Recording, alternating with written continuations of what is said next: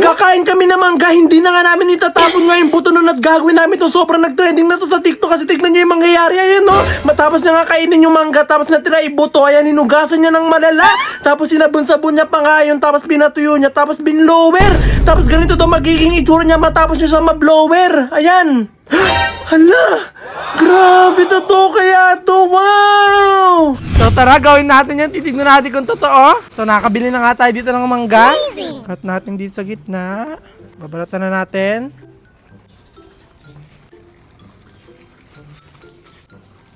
Ito na, nabalatan na natin.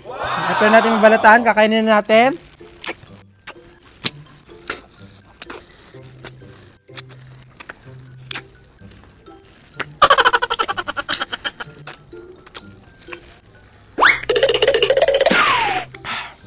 Grabe!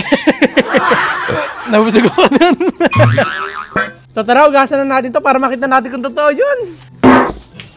So ito na, puno na yung tubig. So ilagay na natin itong buto ng mango. Amazing! Kailangan natin siyang malinis ng maayos. Ayun nga! Yung mga ganto-ganto nga siya. Na po, itataas ko na yung jacket ko. Marami na naman magka-comment. Kailangan din daw natin siya kuskusin ng toothbrush para talaga malinis siya ng maayos. Tapos sabon. Amazing! Oo nga, nahawakan ko pa lang yung pinaka-ano, lambot na nga.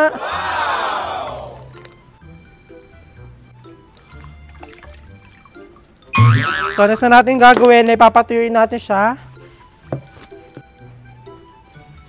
Tapos, kukuha naman tayo ng blower at i-blower natin siya para talaga magawa natin yung napanood natin sa TikTok at titigan talaga natin kung totoo yun. So, kukuha natin ng blower.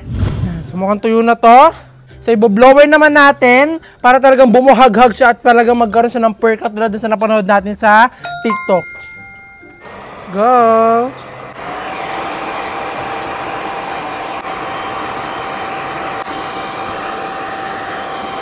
So, habang binublower daw natin siya, susuklayan natin para talaga matuyo siya ng ayos. Yan na.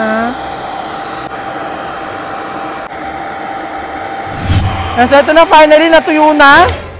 At ito na yung naging itsura niya. Hala, grabe, ang galing.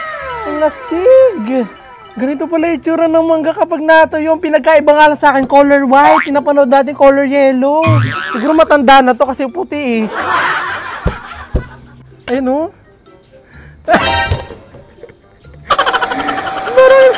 Parang hindi ko magana.